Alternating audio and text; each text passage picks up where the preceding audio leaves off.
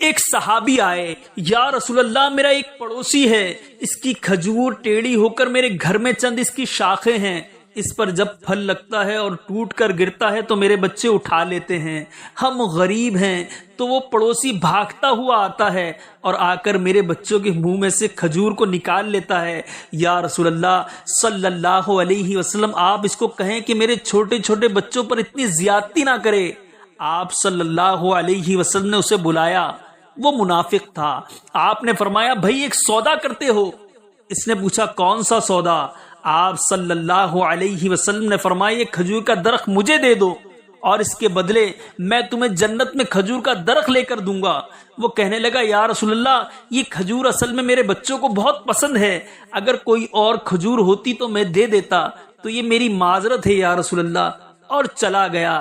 ایک صحابی بیٹھے تھے، ابو دہدا، وہ کہنے لگے، یا رسول اللہ اگر میں وہ کھجور کا درخت لے دوں تو مجھے جنت میں کھجور کا درخت لے دیں گے آپ؟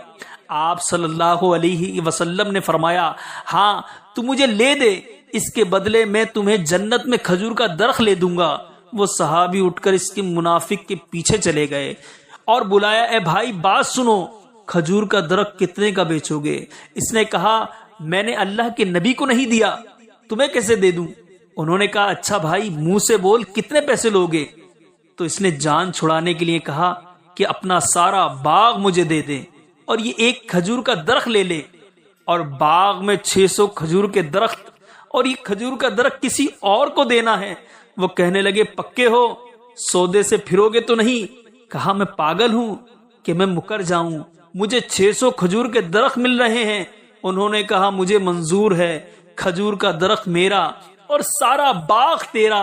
ابو دہدا گئے اور باغ کے باہر کھڑے ہو گئے، اندر بھی داخل نہ ہوئے، اور جیب میں جو پیسے تھے وہ بھی زمین کے اندر ڈال دیے کہ یہ بھی باغ کی کمائی ہے، اور باغ کا جنت کے بدلے سودا کر دیا اللہ کے نبی سے، اور اپنی بیوی کو آواز دی، باہر آؤ، یہ باغ اب ہمارا نہیں ہے، اس باغ کا اللہ کے نبی کے ساتھ سودا کر آیا ہوں۔ بیوی نے جب اللہ کے نبی کا نام سنا تو وہ بھی بچوں کو لے کر باغ سے باہر آ گئی اور کہا، تم نے بہت خوبصورت سودا کیا۔ حضرت ابو دہدا اللہ کے نبی کے پاس گئے، یا رسول اللہ میں نے سودا کر لیا۔ فرمایا، ابو دہدا کیسے کیا سودا؟ کہا، یا رسول اللہ سارا باغ دے دیا اور وہ کھجور کا درخت لے لیا۔ اللہ کے نبی نے فرمایا، پھر میرا سودا بھی بدل گیا، اور فرمایا، میرے ساتھی میں اپنی آنکھوں کے سامنے دیکھ رہا ہوں، اللہ نے تیرے لیے جنت میں ایک محل نہیں سینکڑوں محل بنا دیے ہیں، اور ایک باغ نہیں ہزاروں باغ تیرے لیے تیار کر دیے ہیں۔